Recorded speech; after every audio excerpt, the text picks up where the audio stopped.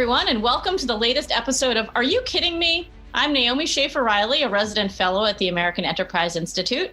And I'm Ian Rowe, also a resident fellow at AEI. And today we are thrilled to be joined by Mark Perry. He is one of our colleagues at AEI, and he's also the author of a great blog called Carpe Diem. He's an economist, but he writes about a huge variety of topics. And today we want to talk to him about some of his writings about women's and men's equality and the role of Title IX and Title VI in trying to ensure this. We here, interested in finding out about what is preventing young people, kids in particular, of course, from reaching their full potential. And so we wanted to talk to Mark about some of the lawsuits that he has launched against the federal government trying to get equality for girls and boys out there. So welcome, Mark. Can you just start by telling us what Title IX and Title VI are supposed to do?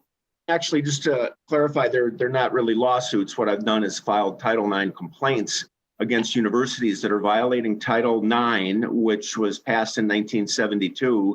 And basically, it ensures equality in higher education in any institution that accepts federal financial assistance from the Department of Education.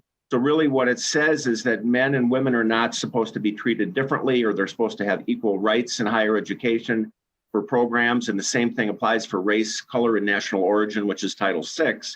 And so really what it's saying is that any university which accepts federal financial assistance, which is basically every university in the country except maybe Hillsdale College and Grove City College, that they have to certify on a regular basis to the Department of Education that they're enforcing Title IX's prohibition of sex discrimination and enforcing Title VI's prohibition of discrimination on the basis of race, color, and national origin. And so what happens is that even though every university certifies to the Department of Education that they're not allowing discrimination on the basis of sex or race, it's very typical that almost every university in the country actually does discriminate on the basis of sex quite a bit, and race to a lesser extent. And so that's been my kind of mission for the last 2 or 3 years, is to expose the violations of Title IX's prohibition of sex discrimination in higher education. And what I've done is I've filed almost 300 complaints with the Office for Civil Rights, which is part of the Department of Education, for violations of Title IX and then some violations of Title VI. And those almost 300 complaints with the Office for Civil Rights have so far resulted in 144 federal investigations of universities for violating civil rights laws. And those investigations have resulted so far in more than 30 resolutions in my favor, which means that when a university is guilty of violating Title IX, then they have to either discontinue that program. There's usually a single-sex, female-only program that discriminates on the basis of sex against males. When these regulations were first enacted, I think, people assumed that it was all because women were being discriminated against and that girls did not have as many opportunities. And a lot of your complaints are really about precisely the opposite.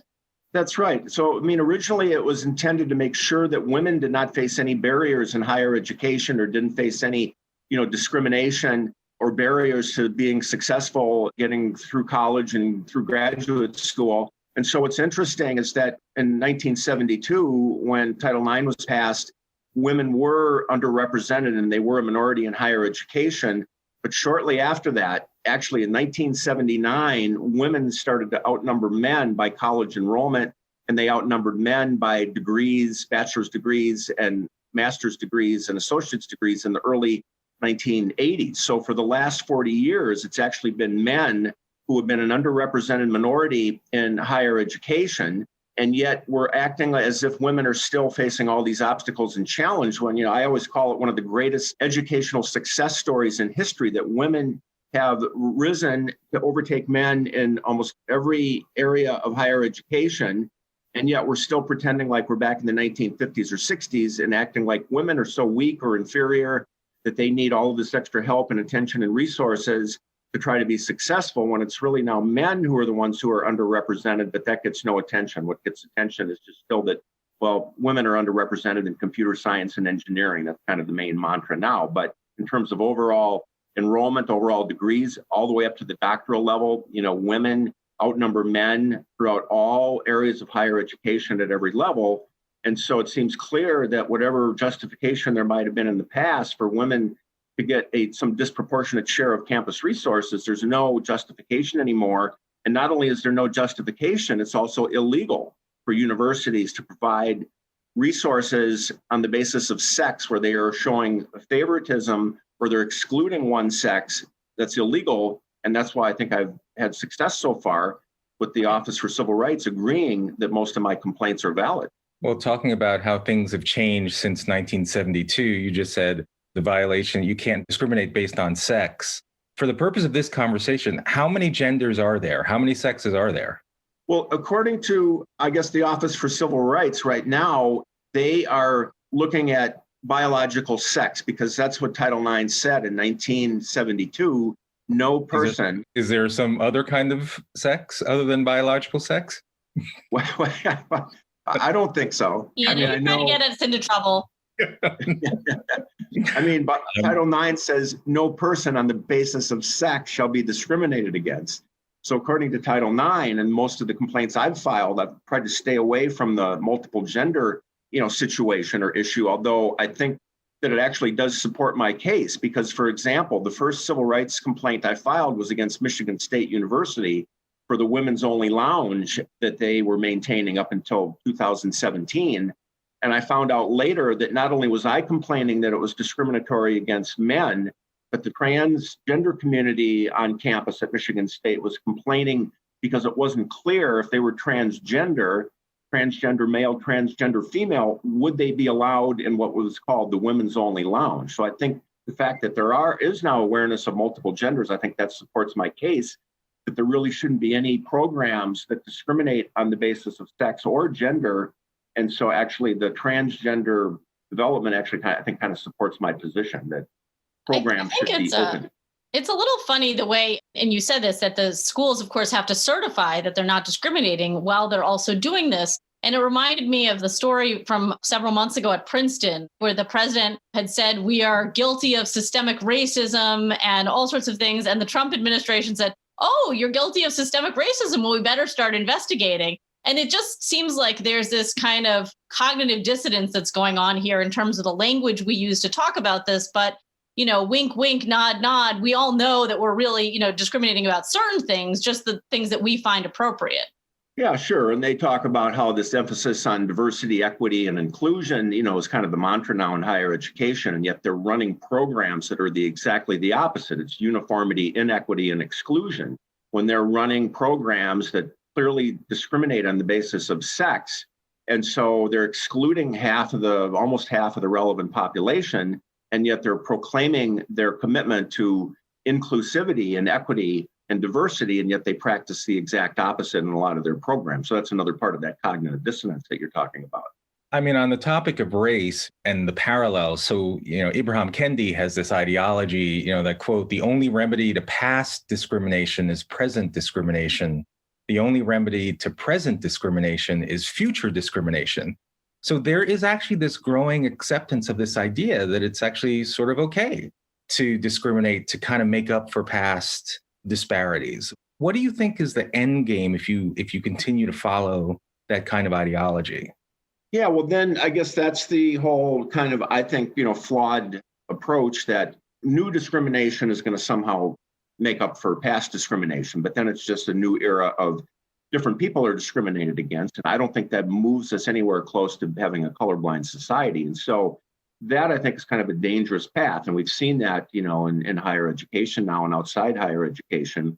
Fortunately, the Office for Civil Rights in their recent guidelines, they have said that you can't use national statistics to justify discrimination at the institution level. So an institution, University of Michigan, if they have discriminated in the past based on race or on sex, then that might justify them, now using rediscrimination or reverse discrimination to correct past discrimination at the institution level. But they can't go out and look at society and say, well, women are underrepresented in engineering, so that gives us a right to discriminate against men in engineering programs and STEM programs. They do not allow that. That's not legal to do that. So at least I think the Office for Civil Rights is taking the position that you can't use disparities in society to justify discrimination at the institution level.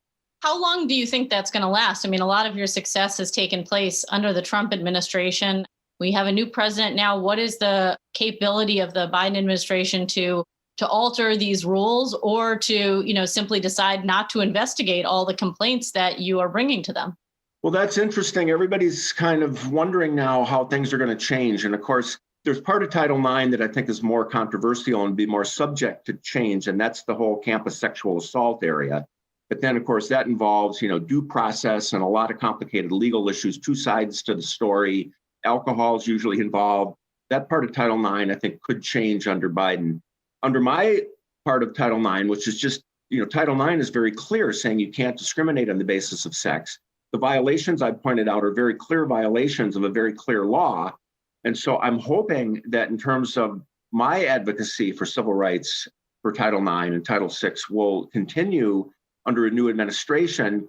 I know that the outgoing administration just put out a number of different guidelines and what they call technical assistance that I think kind of support what I'm doing. Now, of course, those could be reversed. I've also had this flurry of about 20 investigations that have been opened in the last 2 or 3 days, which might be a way of saying the outgoing administration supports what I'm doing. They want to get these investigations open before a new administration comes in and might reverse some of this. So I'm just hoping that my part of Title IX advocacy, since it's very clear and not subject to as much controversy and interpretation, I hope that will continue under a Biden administration and a new Secretary of Education and a new director of their Office for Civil Rights. Yeah, I'm curious. You said one of the outcomes is that to remedy the situation, they may have to make a single-sex program co-ed. Does it have to be equal in all of the things that were offered to the first gender? Yeah, I mean, that's been the position so far, like what they call the resolution agreements or the voluntary resolution agreements that have been negotiated between the Office for Civil Rights and the universities that have been found to be in violation. They clearly say, they give them a choice, and they say you can discontinue this discriminatory single-sex girl, female-only program, or you can convert it into a truly co-educational program where it's clear to the public and with the promotions of the program and the name of the program that this is a co-educational program that's open to all genders, both sexes. With same standards and same whatever offerings. Yeah, so if it's a summer STEM camp for girls, now it's going to be a summer STEM camp that's open to boys and girls or all genders. They also have the option, which isn't quite as common, they can introduce a boy-only program or a male-only program to offset the girl-only program. Some schools do that, where they'll have a summer. Does that have to be with the same standards, same offering? Yes, it would be kind of separate but equal. And that would be a reasonable way around. I know you mentioned like the girls-only lounge or I think there were pool hours that were only for women at one school. It seems like the whole idea that you could have things where the sexes are separated as long as you provided the same thing for the other sex. So that does sort of, leave the door open that there are some things that, you might want to be a single sex experience. Yeah, that's right. And there's, Stanford, I think, was one of the first universities a few years ago that tried to have a women-only gym or weight training room hour for women only, and they immediately had to reverse that. And the way they had corrected it was to have a certain number of hours for women only in a weight room, and then a certain number of hours for men only.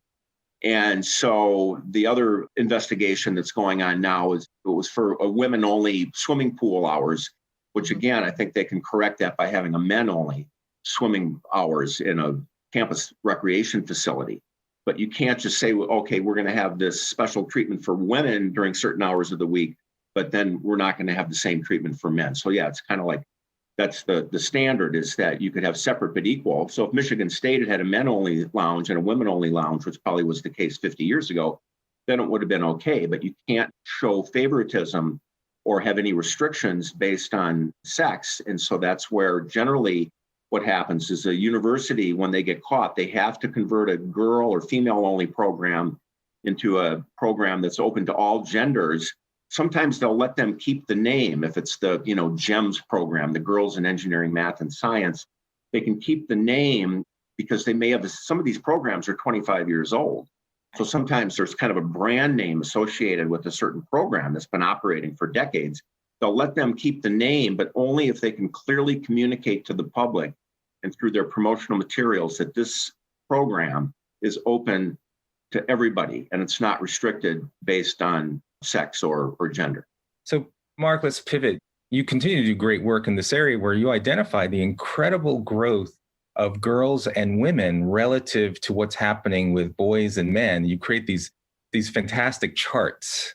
Tell us a little bit about, for every 100 girls who have this characteristic, what that translates into in terms of representation of boys and men.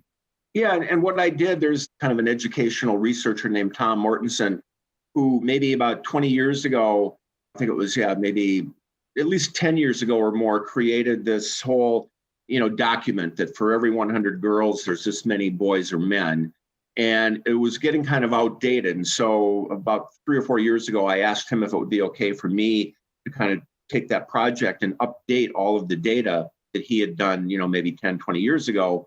And so now I update that every couple of years. And what I've tried to show is just looking at actual data, government data mostly, looking at all the disparities between men and women and all of the areas in which girls and women are doing so much better than men. And so in terms of educational outcomes, more women than men, of course, graduate from associate's degree programs. Right. So I think for every 100 girls who earn a bachelor's degree, only 74 boys, as an example. And so in terms of educational outcomes, girls are doing so much better.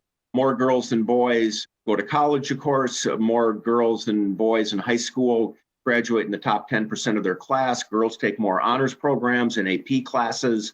And, starting from even early ages, more boys than girls have learning disabilities or have to go through kindergarten a second time.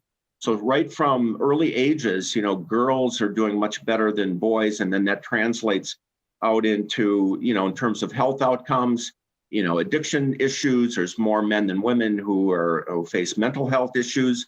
There's more men than women who commit suicide. There's more men than women who are addicted to opioids or other drugs or alcohol, have alcohol issues.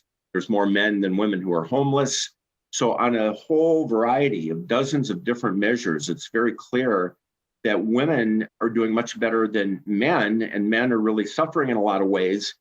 And yet, again, it's always the women and the girls who get all the attention and all the resources, even things like starting in third grade, where they have Girls Who Code programs in third grade for third grade students all across the country, but it's only for girls and not for boys. So there's this whole focus on girls again, as if they're the ones that need help when it's really men and boys who are really suffering in a lot of ways and really need more attention, I think, and more help than they're getting. No, it's amazing how the narrative of women's oppression and girls' oppression and the lack of opportunity for girls has really just taken the day. And there's no way of pushing back, no matter how many statistics you offer. These institutions seem hell-bent on just assuming that it's women who need all this help. But we certainly appreciate your efforts in this regard. The Office of Civil Rights must hate you, but we love you. For what it's worth, I've for the last 10 years, I've run a network of single-sex public charter schools. But we had all boys schools and all girls schools. So there you go. I think all of your work, even if this current administration changes some of their ways, I think you have lit a fire under a lot of people about this issue. And certainly your work hopefully will act as a deterrent to the formation of future discriminatory programs, because schools don't like getting entangled in more legal matters than they have to. So, and also, hopefully you won't be demonized as someone who's against the development of young women. That's not what you're trying to do. You're trying to create equity. You're trying to have Title IX represent what it was originally intended to do. Yeah, I mean, that's right. And it has to be applied equally.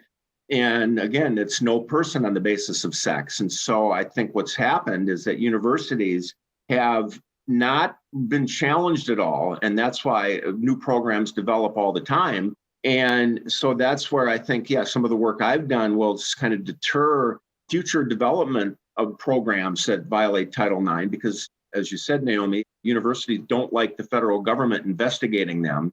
Yeah. And so once there's a federal investigation opened, kind of like being audited by the IRS, I think, or something. So they often want to correct their violations as soon as they can. so that they get the federal government off their back, because no one likes to be investigated by the federal government, especially when it's a civil rights investigation.